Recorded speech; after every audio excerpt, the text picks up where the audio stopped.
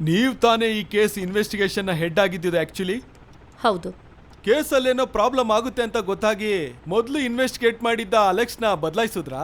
ಹೌದು, ಅವ್ರ ಇನ್ವೆಸ್ಟಿಗೇಷನ್ ಸರಿ ಇರಲಿಲ್ಲ, ಅದಕ್ಕೆ ಚೇಂಜ್ ಮಾಡಿದ್ವಿ. ಅದೊಂದು ಪನಿಷ್ಮೆಂಟ್ ಟ್ರಾನ್ಸ್ಫರ್ ಅಲ್ವಾ? ಹೌದು.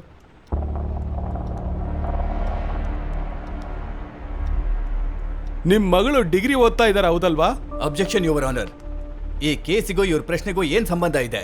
ಅವಶ್ಯಕತೆ ಇಲ್ಲದ ಪ್ರಶ್ನೆಗಳನ್ನ ನಮ್ಮ ಲಾಯರ್ ಸಾಹೇಬರು ಕೇಳ್ತಾ ಇದ್ದಾರೆ. ಇದನ್ನ ಅಲೋ ಮಾಡಬಾರ್ದು your honour. Objection overruled. ಹೇಳಿ. ಹೌದು. ನಿಮ್ಮ ಮಗಳು ಸ್ಟೀಫನ್ ಫ್ರೆಂಡ್ಸ್ ಹೌದಲ್ವಾ?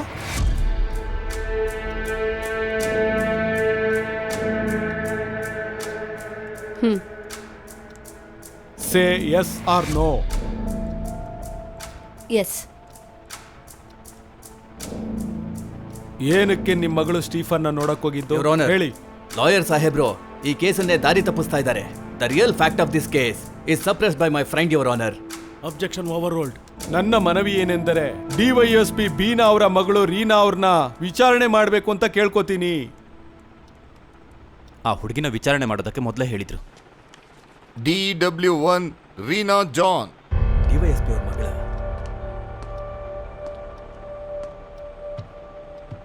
ರೀನಾ, ಡಿಗ್ರಿ ಯಾವ ವರ್ಷ ಓದ್ತಾ ಇದ್ದೀರಾ? ನಾನೀಗ ಫೈನಲ್ ಇಯರ್. ಸೋಷಿಯಲ್ ಮೀಡಿಯಾದಲ್ಲಿ ಆಕ್ಟಿವ್ ಆಗಿದ್ದೀರಲ್ವಾ? ಕೊಲೆ ಆದ ಸ್ಟೀಫನ್ ನಿಮ್ಗೆ ಹೇಗೆ ಗೊತ್ತು?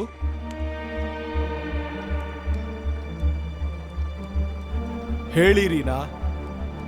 ಅದು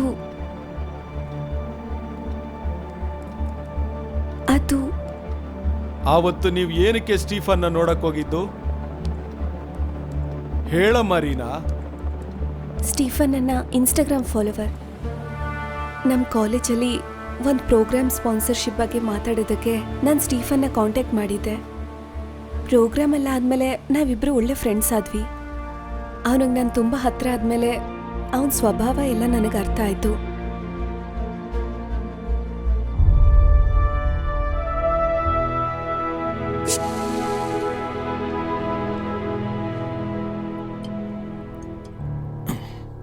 ತಗೋ ಕುಡಿ. Reena, come on dear, please please Reena, come on.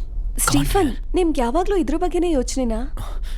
Reena Reena please please Reena. Stephen, Reena ಬಿಡು ನನ್ನ. Stephen, Reena please. Reena come on. Reena Reena Reena come on. Please leave me. Reena come on come on. Reena. Stephen, I don't like this. Reena please, really love you Reena. ಬಿಡು. ರೀನಾ ಪ್ಲೀಸ್. ಬಿಡು ರೀನಾ ನನ್ನ. Please please. ರೀನಾ, ನಾನು ಹೇಳದ್ ಕೇಳು. Reena please. Please. Reena please, ನನಗ್ ಬೇಕು. ಬಿಡು. ಬೇಕು ರೀನು, ನನಗೆ ಬೇಕು. ಇಷ್ಟ ಇಲ್ಲ, ಬಿಡು. ಹೇಳೋದ್ ಕೇಳು. ನನ್ ಬಗ್ಗೆ ನಿನಗೆ ಗೊತ್ತಿಲ್ಲ. ನಿಂತರ ಎಷ್ಟೋ ಹುಡುಗಿರ್ನ ನಾನು ಇಲ್ಲಿ ಕರ್ಕೊಂಡ್ ಬಂದಿದ್ದೀನಿ. ಇಲ್ಲ, ನೀನ್ ಇಲ್ಲಿಂದ ಹೋಗ್ಬಾರ್ದು. ನೀನ್ ಎಲ್ಲೂ ಹೋಗ್ಬಾರ್ದು. Stephen, you cheated me. ನಿನಗ್ ನಾನು ಇಲ್ಲಿಂದ ಹೋಗಕ್ ಬಿಡಲ್ಲ. ಬಿಡು ರೀನಾ, ನನ್ನ. ಸುಮ್ನೆ ಬಿಡು. ಇರು. ನಿನಗ್ Leave me. ನನ್ ಬಗ್ಗೆ ಗೊತ್ತಿಲ್ಲ. ನಿನ್ನ ಇಲ್ಲಿಂದ ಹೋಗಕ್ ಬಿಡಲ್ಲ. ಎಲ್ಲಿಗೆ ಎಲ್ಲಿಗೆ ಹೋಗ್ತೀಯಾ? ಈ ಸ್ಟೀಫನ್ ಕೈಯಿಂದ ತಪ್ಪಿಸ್ಕೊಂಡು ಅದು ಹೇಗೆ ಹೋಗ್ತೀಯಾ? ಬ್ಲಡಿ.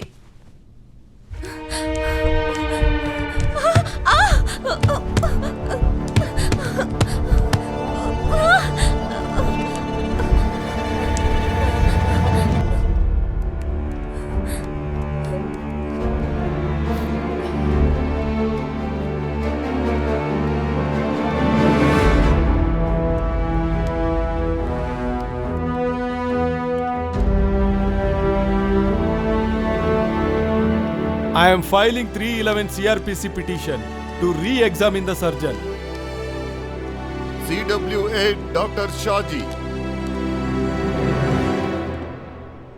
ನಿಮ್ ರಿಪೋರ್ಟ್ ಅಲ್ಲಿ ತಲೆ ಬಲಭಾಗಕ್ಕೆ ಏಟ್ ಬಿದ್ದಿರೋದಕ್ಕೆ ಸತ್ತೋಗಿದಾರಂತ ನಿಮ್ ಪೋಸ್ಟ್ ಮಾರ್ಟಮ್ ರಿಪೋರ್ಟ್ ಅಲ್ಲಿ ಬರ್ದಿದ್ದೀರಲ್ವಾ?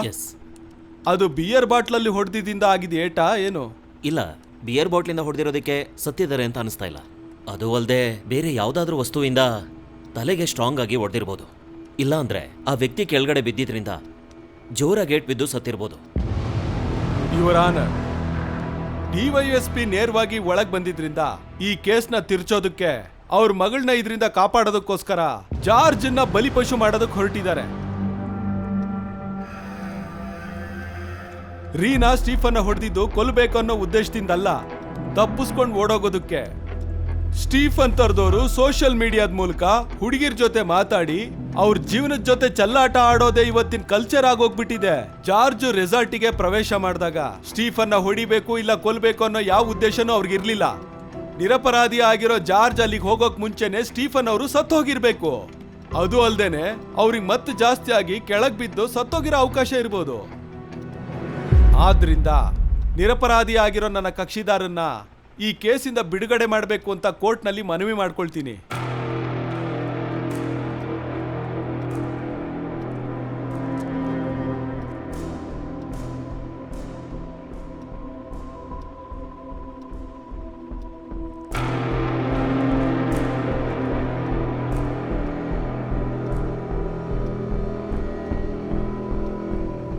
The prosecution, miserably, fails in proving the charge claimed against the accused.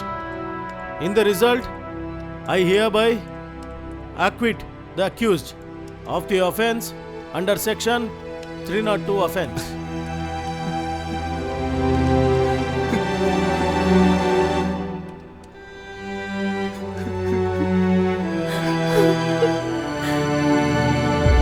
Further, I hereby order that the Home Secretary of the state should conduct departmental inquiry against the corrupted police officers involved in this case and punish them accordingly.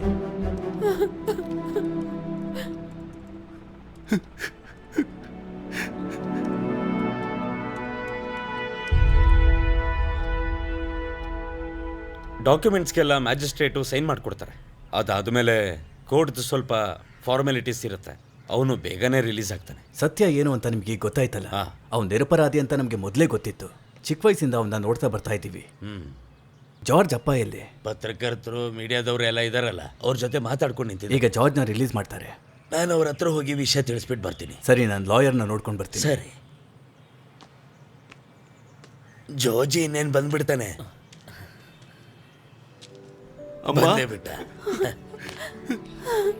ಅಮ್ಮ, ಅಪ್ಪ, ನಾನು ನಿನ್ಗೆ ಅವತ್ತೇ ಹೇಳಿದ್ದಲ್ಲ, ಆ ದೇವ್ರು ನಮ್ ಕೈ ಬಿಡಲ್ಲ ಅಂತ. ಅಪ್ಪ, ಅಪ್ಪ,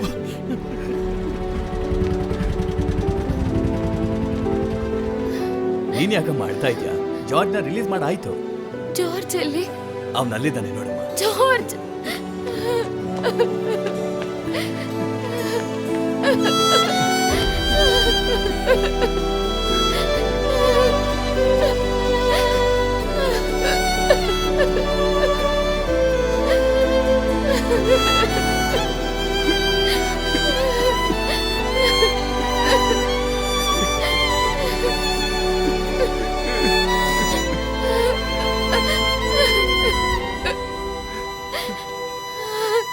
ಲಾಯರ್ ಸರ್, ಸರ್,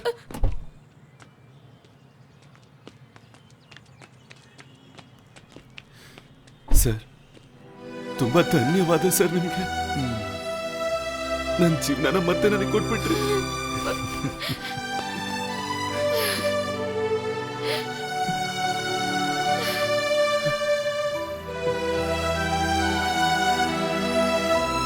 ಸರಿ,